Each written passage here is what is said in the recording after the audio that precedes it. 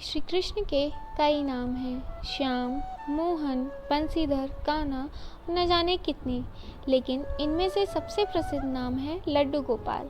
क्या आपको पता है भगवान श्री कृष्ण का नाम लड्डू गोपाल क्यों पड़ा? ब्रजभूमि में बहुत समय पहले श्री कृष्ण के परम भक्त रहते थे, कुंभनदास जी। उनका एक पुत्र था, रघुनंदन। कुंभनदास जी के पास बांसुरी बजाते हुए श्री कृष्ण का एक विग्रह था। वह हर समय प्रभु भक्ति में लीन रहते थे और पूरे नियम से श्री कृष्ण सेवा करते थे। वह उन्हें कहीं छोड़कर नहीं जाते थे जिससे उनकी सेवा में कोई विघ्न ना हो। एक दिन वृंदावन से उनके लिए भगवत कथा का न्योता आया। पहले तो उन्होंने मना किया, परंतु लोगों के जोर देने पर वे जाने के लिए तैयार हो गए। भगवान की सेवा की तैयारी करके वे कथा करके रोज वापस लौट आएंगे और भगवान की सेवा का नियम भी नहीं टूटेगा। अपने पुत्र को उन्होंने समझा दिया कि भोग मैंने बना दिया है, तुम ठाकुर जी को समय पर भोग लगा देना, और वह चले गए।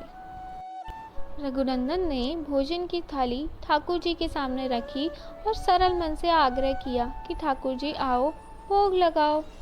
उसके बाल मन में ये छवि थी कि वे आकर अपने हाथों से भोजन करेंगे जैसे हम खाते हैं।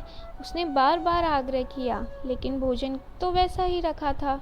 अब उदास हो गया और रोते हुए पुकारा कि ठाकुर जी आओ, भोग लगाओ।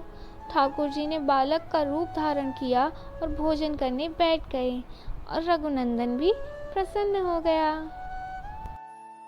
रात को कुंभनदास जी ने लौटकर पूछा कि भोग लगाया था बेटा?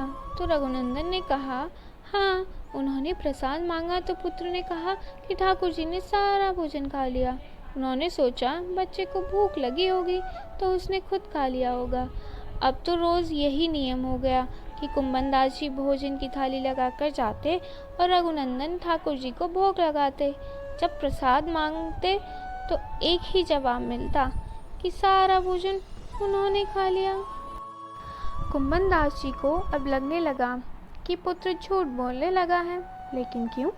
उन्होंने उस दिन लड्डू बनाकर थाली में सजा दिए और छुपकर देखने लगे कि बच्चा क्या करता है। रघुनंदन ने रोज की तरह ठाकुर जी को पुकारा तो ठाकुर जी बालक के रूप में प्रकट होकर लड्डू खाने लगे। यह देखकर कुंभनदास जी दौड़ते हुए आए और प्रभु के चरणों में गिरकर विनती करने लगे। उस समय ठाकुर जी के एक हाथ में लड्डू और दूसरे हाथ का लड्डू मुख में जाने को ही था कि वह जड़ हो गए। उसके बाद से उनकी इसी रूप की पूजा की जाती है और वह लड्डू गोपाल कहलाए जाने लगे।